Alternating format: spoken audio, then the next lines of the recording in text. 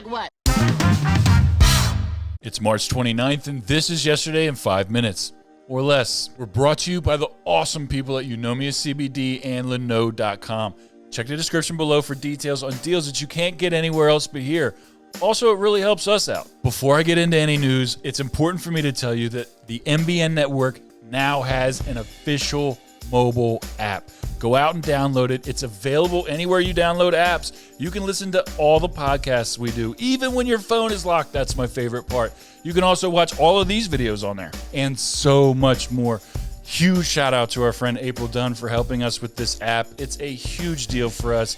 You can go there. It's one-stop shop for everything Might Be News Network. Go download the app. You won't. Also, April just released this really awesome planner. If you're a podcaster or a content creator, this thing is really great for keeping you organized and keeping you on top of things. On with the news. We all hate traffic jams, right? We might not agree on politics. We might not agree that Black Thought is the greatest rapper alive. We might not agree that the white candle next to Gina Carano's name on Twitter is in remembrance of her career. Guess what, bitch?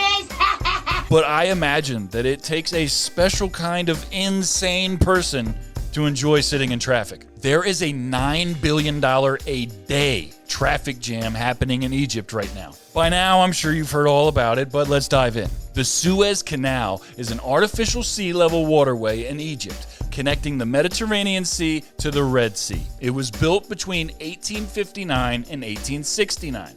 The Suez Canal accounts for about 30% of global container ship traffic each day, according to the Reuters news agency. Last week, a Japanese-owned cargo ship named the Ever Given got caught in a violent sandstorm and ran aground. The ship is over 1,300 feet long and weighs over 2,000 metric tons. The part of the canal that it's stuck in is only 985 feet wide. AP reported that at least 280 ships carrying everything from cars to oil to grain waited the canal's northern and southern entrances. It also said an analysis by data firm Reventive showed more than 300 ships were en route to the canal over the next 2 weeks. It's a race against time at this point. At best case, this whole thing will be over in a couple days.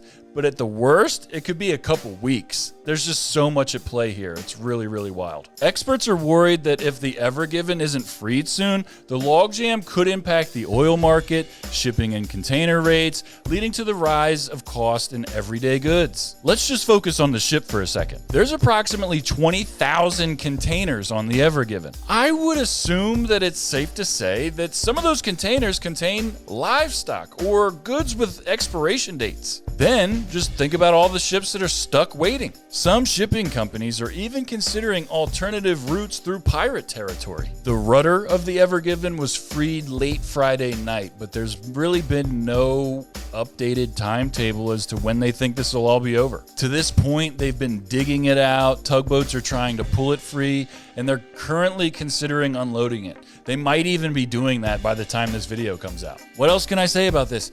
This is a terrible, terrible mess. You and I both know that the internet loves terrible messes.